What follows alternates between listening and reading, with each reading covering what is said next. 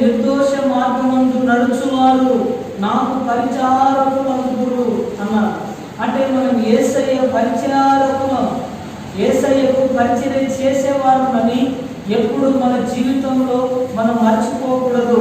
యేసు ప్రభును మనం గమనిస్తే యేసు ప్రభు 30 సంవత్సరాలు పరిచర్య చేశాడు. 30 సంవత్సరాలు పరిచర్య చేసి 3.5 సంవత్సరాలే సేవ చేశాడు. అయితే పరిచర్య ఆ సేవ చేసిన దినాల్లో కూడా 3.5 సంవత్సరాలు సేవ చేశాడు. సేవ చేసిన దినాల్లో కూడా 12 మంది శిష్యులకు పరిచర్య చేశాడు. 30 సంవత్సరాలు పరిచర్య చేసిండు. 3.5 సంవత్సరాలు సేవ చేస్తున్న రోజుల్లో కూడా 12 మంది శిష్యులకు పరిచర్య చేసినట్లు, వారి పాదాలు కడిగినట్లు, వారికి పరిచర్య చేసినట్లు పరిశుద్ధ గ్రంథంలో రాయబడింది. ఆయన సేవ చేసిందేమో 3.5 సంవత్సరాలు, ఆయన పరిచర్య చేసిందేమో 30 సంవత్సరాలు. అందుకే మనము 30 సంవత్సరాలు చేసిన, 100 సంవత్సరాలు సేవ చేసిన 3.5 సంవత్సరంతో పోల్చుకుంటే మనం సరిపోలేదు. అంతటి బలం ఎక్కడిది? అంత పరిచర్య ఆశీర్వదించడానికి గల కారణం ఏంటంటే యేసయ్య పరిచర్యలో నలిగిపోయాడు కాబట్టి సేవలో వెలిగిపోయాడు. ఏ దైవజనుడు పరిచర్యలో నలిగిపోతాడో, ఏ దైవజనుడు పరిచర్యలో కలిగిపోతాడో, ఏ దైవజనుడు పరిచర్య చేసి పరిచర్యలో నుండి సేవకు రావాలి. దర్శనం ఉన్నా, పిలుపు ఉన్నా, ప్రత్యక్షతమే ఉన్నా, దర్శనమే ఉన్నా కానీ ఒక దైవజనుని దగ్గర మనం పరిచర్య చేస్తే, ఆ దైవజనుని దగ్గర మనం నలిగిపోతే, ఒక క్యాంటీన్ కరిగినట్లు, ఉప్పు కరిగినట్లు, అత్తరు కరిగినట్లు దైవజనుల దగ్గర మనం కరిగిపోతే మనం సేవలో వెలిగిపోతాము. మన సేవ వెలగకపోవడానికి గల కారణం, మనం సేవలో కరెక్ట్గా ముందుకు వెళ్ళకపోవడానికి గల కారణం ఏంటంటే మనకు పరిచర్య చేసిన అనుభవాలు లేవు. అయితే పరిచర్యలో మనం నలిగిపోతే నిజంగా మన సేవ ప్రకాశంగా మారిపోతాయి. హల్లెలూయా. మోసే 40 సంవత్సరాలు ఇశ్రాయేలు ప్రజలు సేవ చేసినట్లు పరిశుద్ధ గ్రంథంలో రాయబడింది. మోసే 40 సంవత్సరాలు సేవ చేశాడు. అయితే 40 సంవత్సరాలు యెహోషువ మోసేకు పరిచర్య చేసిండు. హల్లెలూయా.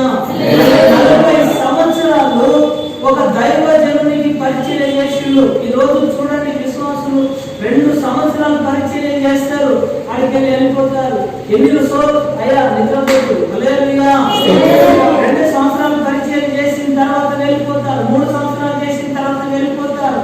4 పాటలు వస్తే చాలు మనకే విరోధంగా సంఘాన్ని పెట్టుకుంటారు.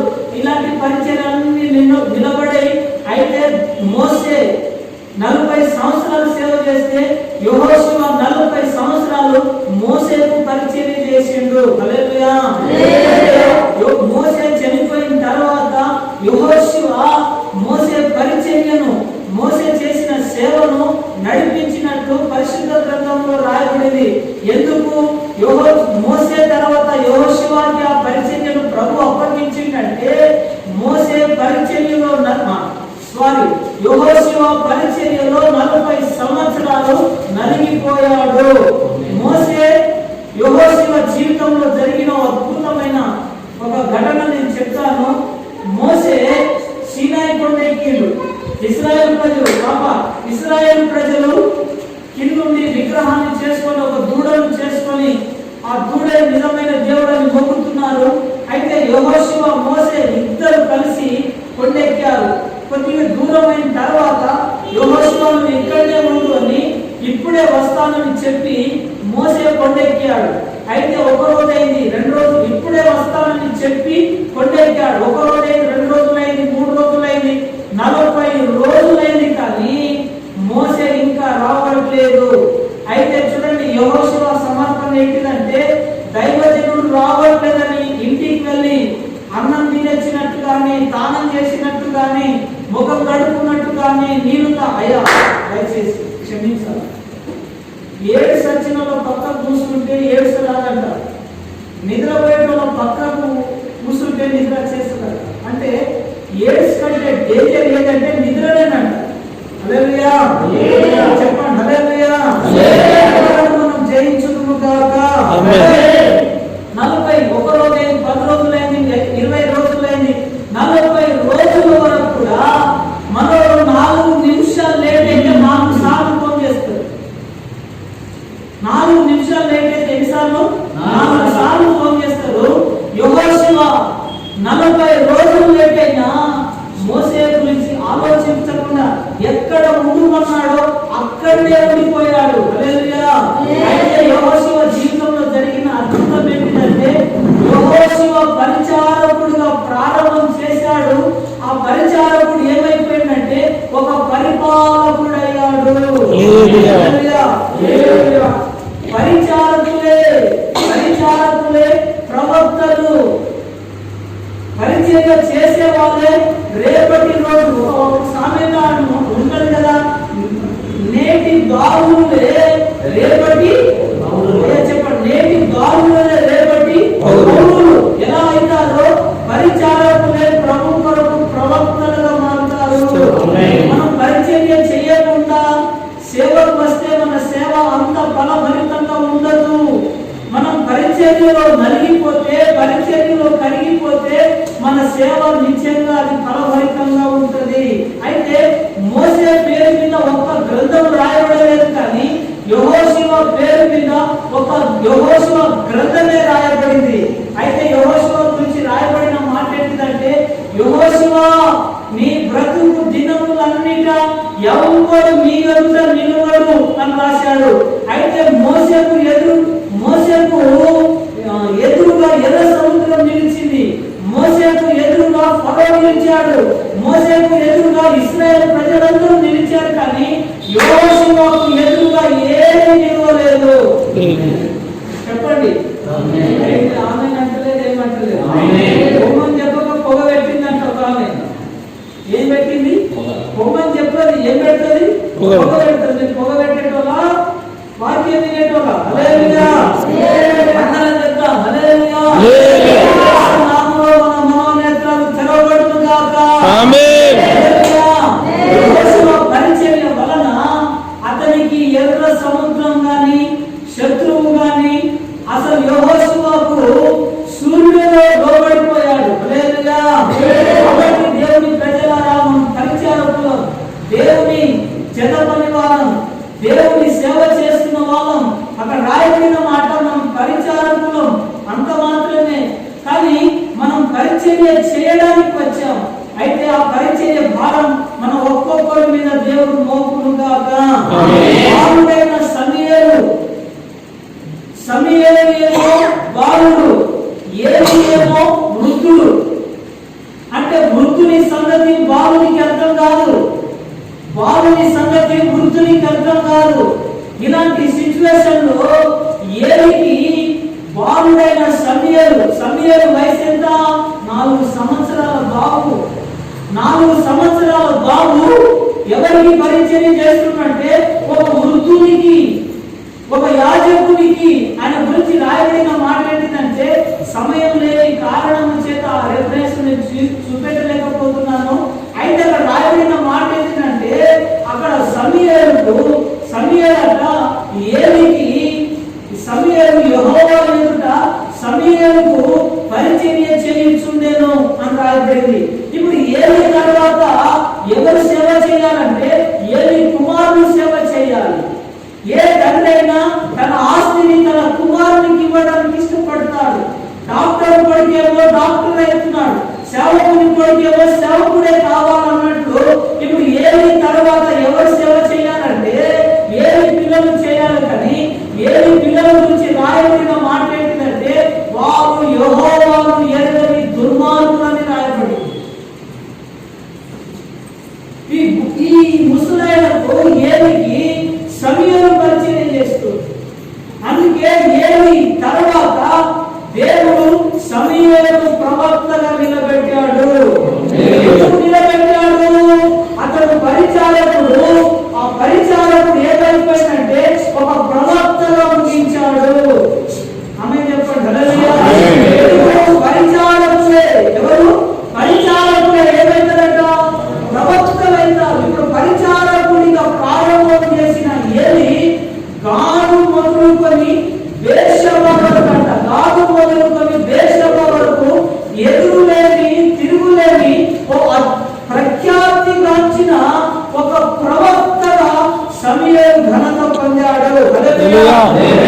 ఘనత ఎక్కడి నుంచి వచ్చింది?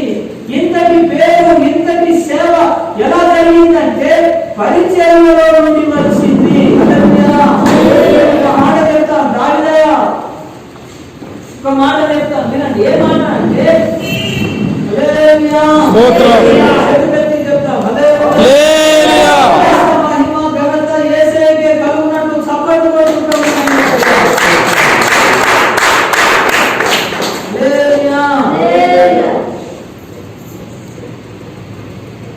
పరిచారకులే. ఇప్పుడు సమూయేలు ఒక పరిచారకుడు. ఆ పరిచారకుడు ఏదైపోయిందంటే ఒక ప్రవక్తగా దేవుని సన్నిధిలో నిద్రించాడు. మనం సమూయేలు జీవితంలో అది చూశాం. అయితే ఏలియా గొప్ప సేవ చేశాడు. ఆ గొప్ప సేవ తర్వాత ఎలీషా ఏలియాకు పరిచయం చేసేవాడు. ఏలియా చేతుల మీద ఎలీషా నీళ్లు పోసేవాడు. అయితే ఇప్పుడు సేవకుని చేతుల మీద నీళ్లు పోసే వాళ్ళు తక్కువైపోయారు, నిప్పులు పోసే వాళ్ళు ఎక్కువైపోయారు. అకుల ప్రిస్కిల గురించి రాయబడిన మాట ఏంటిదంటే, అకుల ప్రిస్కిల మా నిమిత్తం, పౌలు నిమిత్తము వాళ్ళు ప్రాణాలు ఇచ్చేవారంట. పౌలు నిమిత్తం అకుల ప్రిస్కిల గురించి రాయబడిన మాట ఏంటిదంటే, వాళ్ళు నా ప్రాణం నా కొరకు వాళ్ళ ప్రాణాలు ఇచ్చినప్పుడు తెగించిరి అని రాయబడింది. కానీ ఈ రోజుల్లో మనకు దొరికే విశ్వాసులు ఎలా అంటారంటే, మన ప్రాణాలు తీసేవాళ్ళు ఎక్కువైపోయారు, ప్రాణాలు ఇచ్చేవారు తక్కువయ్యారు, నీళ్లు పోసేవారు తక్కువైపోయారు, నిప్పులు పోసేవారు ఎక్కువైపోయారు. హల్లెలూయా. చేతుల మీద ఎలీషా ఏం చేశాడంటే ఏం పోసాడు? నీళ్లు పోసాడు. బైబిల్లో రాయబడింది, నీళ్లు పోయేవానికి నీళ్లు విత్తుతామో అదే మనం పోస్తాము. మన దేవుడు అన్యాయస్తుడు కాడు.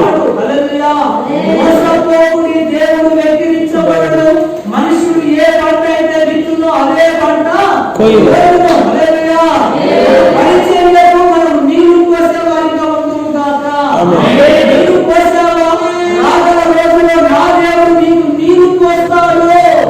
అయితే వినండి, మన పిల్లల్ని మనం ఏం చేయాలంటే దేవుని పరిచర్యలో పెంచాలి. దేవుని పరిచర్యలో పెంచాలి. ఒక ప్రవక్త కొడుకేమో యెహోవా అంటే ఒక దుర్మార్గుడు అయిపోయాడు. ఒక విశ్వాసి కొడుకేమో మందిరంలో పరిచర్య చేస్తున్నాడు. విశ్వాసి కొడుకేమో పరిచర్య చేస్తున్నాడు, దైవజనుని కొడుకేమో వ్యభిచారి అయిపోయాడు. యెహోవా అంటే దుర్మార్గుడు అయిపోయాడు. కారణం ఏంటంటే దైవ సేవకులుగా మనం ఏం చేస్తున్నామంటే విశ్వాసులు బాగుపడాలి, విశ్వాసులకు సువార్త వినిపించబడాలి, విశ్వాసులు మారాలనుకుంటున్నాం. కానీ మన భార్య మారాలనుకోవట్లేదు, మన కుమారుడు మారాలనుకోవట్లేదు, మన కుమార్తె మారాలనుకోవట్లేదు. మన ఇంటి మీద మన ఫోకస్ ఏమో తక్కువ, మన ఫోకస్ అంతా బయట. అందుకే మన కుటుంబంలో సరి అయిన ఫలితాలు మనం చూడలేకపోతున్నాం. హల్లెలూయా. పరిచర్య మీద ఎంత మనసు పెట్టామో మన కుటుంబం మీద కూడా మనం అంత మనసు పెడితే నీ తర్వాత నీ కొడుకే ప్రవక్త. మనసు పెట్టకపోతే విశ్వాసంలో కొడుకునే చర్చలో ప్రవక్తలైనారు. ఎవడంటే దైవజనుడు అయ్యా మీ కాలం నేను చిన్నవాడిని క్షమించాలి, ఎక్కడి నుంచి వచ్చాను అనుకోకండి. దయచేసి మీ అందరి దేవుడు రేపుతున్నాడు. పిల్లలే ఈ తరాన్ని పరిపూర్ణంగా మార్చబడును గాక. యోసేపు పరిచారకుడు. ఈ పరిచారకుడు ఏమైందో తెలుసా? ప్రపంచాన్ని పరిపాలించేవాడయ్యాడు. యోసేపు పరిచారకుడు, ఒక పనివాడు, ఒక దాసుడు. ఈ దాసుడు ఏదైపోయిందంటే ఒక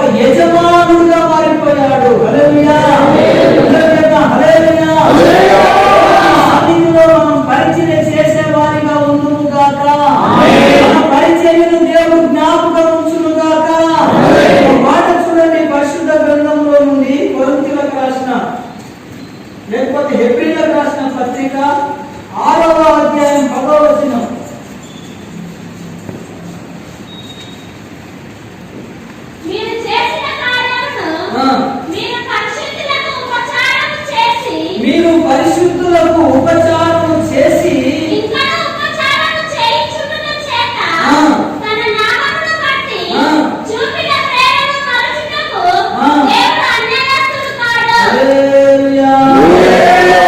చేసిన పరిచర్యను మర్చిపోవడం అన్యాయస్తుడు కాడు. నువ్వు చేసిన త్యాగాన్ని ప్రజలు మర్చిపోతారు, నువ్వు చూపిన ప్రేమను ప్రజలు మర్చిపోతారు. కానీ నువ్వు గిన్నెడు మంచి నిలిస్తే ప్రభు నందు నీ ప్రయాసము వ్యర్థము కాదని ఎరిగి స్థిరులను కదల నివారణే ప్రభు కార్యాభివృద్ధి ఎప్పటికీ ఆసక్తులై ఉండమని పౌలు చెప్పాడు. హల్లెలూయా. మన కొరకు పడే ప్రయాసం వ్యర్థమైపోవచ్చు, కానీ ప్రభు కొరకు పడే ప్రయాసం ఏది వ్యర్థము కాదు. హల్లెలూయా. ఆకాశమందున్న దేవుడు నీ పరిచర్యను, ఆకాశమందున్న దేవుడు నీ సమర్పణను, ఆకాశమందున్న దేవుడు నీ గుండెల్లో ఉన్న మంట, ఆకాశమందున్న దేవుడు నీ శరీరంలో ఉన్న ఆరాటమును చూసి నీ జీవితంలో విజయ దేవుని మ్రోగించుగాక. హల్లెలూయా. ఉపచారం అంటే పరిచారం. ఈరోజు పరిచయం చేయించుకుంటున్నాం. యేసు ప్రభువే ఉండి పరిచయం చేస్తే యేసు ప్రభు నమ్ముకున్న మనము పరిచయం చేయించుకుంటున్నాం. అయితే మన ఆశీర్వాదం అంతా ఎక్కడుంది అంటే పరిచర్యలోనే ఉంది. హల్లెలూయా. హల్లెలూయా. ఎంత పరిచర్య చేస్తావో అంత పైకి వెళ్తావు. హల్లెలూయా. హల్లెలూయా. మన దగ్గర ఏముందంటే శ్రమ పడే మనసు మనకుంటే, శ్రమే నీ ఆయుధం అయితే విజయం నీ బానిసగా మారిపోతుంది. హల్లెలూయా. శ్రమ పడదాం, ప్రభు రాజ్యం కడదాం.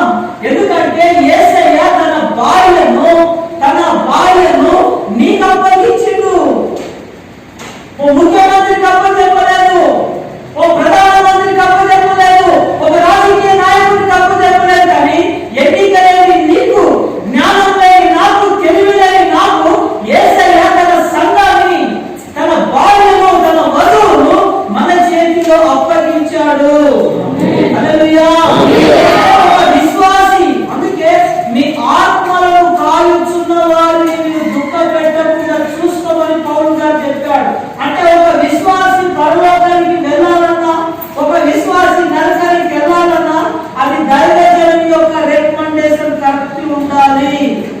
నీ ద్వారానే ఒక విశ్వాసి ఎక్కడికి వెళ్తాడు చెప్పండి? ఎక్కడికి వెళ్తాడు? పరలోక రాజ్యానికి వెళ్తాడు. అయితే మనము నమ్మకమైన పరిచయం చేసే వారిగా ఉండును కాక. ఒక మాట చెప్పి నేను ముగిస్తాను.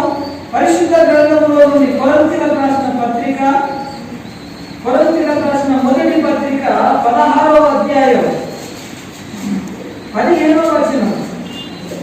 స్టెఫాను ఇంటి వారు అకాయ యొక్క వారు పరిశుద్ధులకు తాము అప్పగించుకొని ఉన్నారని మీకు తెలియదు. హల్లెలూయా. ఈ మాట అంతా నాతో చెప్పండి దయచేసి. వారు అందరూ చెప్పండి. వారు పరిశుద్ధులకు పరిచర్య చేయుటకు తమను తామే అప్పగించుకొని ఉన్నారు. ఏ ఇంటి వారు? ఏ ఇంటి వారు అంటే స్టెఫెను ఇంటి వారు. అసలు స్టెఫెను ఎవరు? ఒక పరిచారకుడు, సేవకుడు కాదు, అపోస్తలుడు కాదు, ఒక పరిచారకుడు. ఈ పరిచారకుడు ఏం జరిగిందంటే రాళ్ళతో కొట్టబడ్డాడు. యేసు ప్రభు హతసాక్షి అయిపోయాడు. యేసు ప్రభు తర్వాత హతసాక్షిగా మారింది ఎవరు? హతసాక్షుల రక్తం సంఘానికి ఒక విత్తనం లాంటిది. యేసు ప్రభుతో తిరిగినోడు కాదు, యేసు ప్రభుతో 3 సంవత్సరాలు గడిపినోడు కాదు. కానీ యేసయ్యలో ఏ మంట ఉందో స్టెఫెనులో ఆ మంట ఉంది. అయితే ఈ కుటుంబం అంట పరిశుద్ధులకు పరిచయం చేయుటకు అప్పగించుకున్నారంట. ఎవరికి అప్పగించుకున్నారు? ఆ పరిస్థితులు ఎవరు? పౌలు ఈ స్టెఫెను కుటుంబాన్ని చూసినప్పుడల్లా ఏం చేయవాడంట? రోదన చేసేవాడంట. అయ్యో, స్టెఫెను చంపిన పాపాత్ముని నేను అని తన బ్రతుకు కాలమంతా ఆ కుటుంబం చూసినప్పుడల్లా ఏడ్చిందంట. చూడండి ఎంత అద్భుతం అంటే, స్టెఫెన్ని ఊర్లో ఉండి కట్టడంలో ఉండి, అయ్యారో విశ్వాసులు మాట్లాడితే మనం ఊరుకోం, మనం మాట్లాడితే దేవుడు ఊరుకోడు. హల్లెలూయా. చెప్పండి చెప్పండి హల్లెలూయా. స్టెఫెను ఇంటి వారు, స్టెఫెను అంట ఆ ఊర్లో ఉండి ఆ ఇంట్లో నుండి బయటికి వెళ్ళేసి రాళ్ళు తీసుకొని ఒక గ్రౌండ్ లో ఉంచి ఒక్కొక్క రాయి స్టెఫెను మీద పడతా ఉంటే అది ముఖం మీద తాకుతుంది, అది కన్ను మీద తాకుతుంది, అది నెత్తి మీద తాకుతుంది, అది ఈపులో తాకుతుంది, అది కడుపులో తాకుతుంది. తాకిన రాళ్ళని అబ్బా అబ్బా యేసయ్యా నన్ను కాపాడయ్యా, యేసయ్యా ఈ ప్రజలను క్షమించయ్యా అని యేసయ్య సన్నిధిలో స్టెఫెను మొరపెడుతున్నాడు. ఇదంతా వాళ్ళ కుటుంబం చూస్తుంది, ఇదంతా కుటుంబం చూస్తుంది. స్టెఫెను దేవుడు నమ్ముకుంటే ఇంత భయంకరమైన రక్తపాతం జరిగింది కదా అని స్టెఫెను ఇంటి వారు ఏం చేయాలంటే యేసయ్యను విడిచిపెట్టి వెళ్ళిపోవాలి. భార్య చచ్చిపోతే సేవ మానేస్తాం, కొడుకు చచ్చిపోతే సేవ మానేస్తాం, మన పిల్లలు చచ్చిపోతే సేవ మానేస్తాం. వాళ్ళ కుటుంబంలో నుండి స్టెఫెను రాళ్లతో కొట్టమంటాడు, రాళ్లతో కొట్టించుకోవడానికి అప్పగించుకున్నాడు. రాళ్లతో కొట్టించుకోవడానికి అప్పగించుకుంటే ఈయన కుటుంబంలో పరిశుద్ధులకు పరిచయం చేయడానికి అప్పగించుకుంది.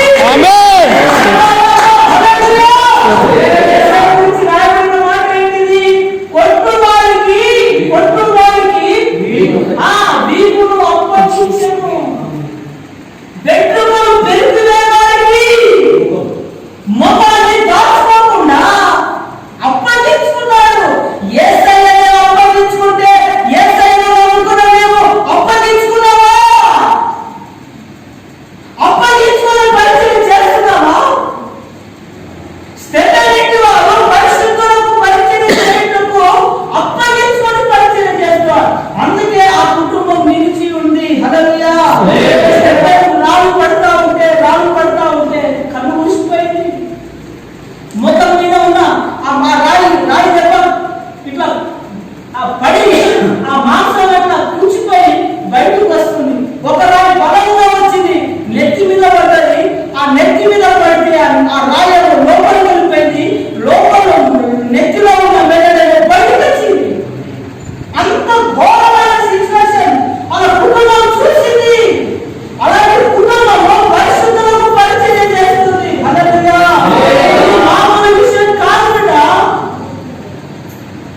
అలాంటి శ్రమలు ఉన్నాయా? అలాంటి కష్టాలు మనకు ఉన్నాయా? ఇంత స్వేచ్ఛ ఉంటే ఇంట్లో మేము సేవకులను పడుతున్నాం. మనమే పడుకుంటే మన విశ్వాసులు ఏమైతారు? మనమే పడుకుంటే ప్రపంచం ఏమైపోతుంది? ఒక సేవకుడు నిద్రపోకపోతే సంఘం నిద్రపోదు, సంఘం నిద్రపోకపోతే ప్రపంచమే నిద్రపోదు. ఏమో జరిగిన సిచ్యువేషన్ ఏంటిదంటే ఆ ప్రజలు నడుస్తూ పడిపోతున్నారట.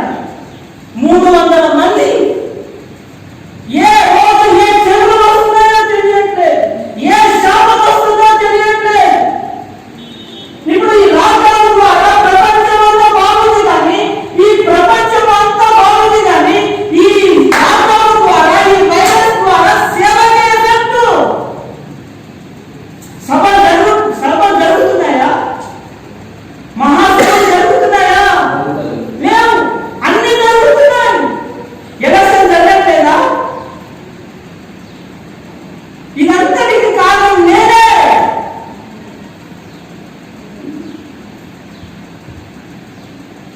దేవుని సన్నిధిలో అప్పగించుకొని పరిచర్య చేసే భారమును దేవుని ఇచ్చును గాక. ఆమేన్. హల్లెలూయా. స్తోత్రం. హల్లెలూయా.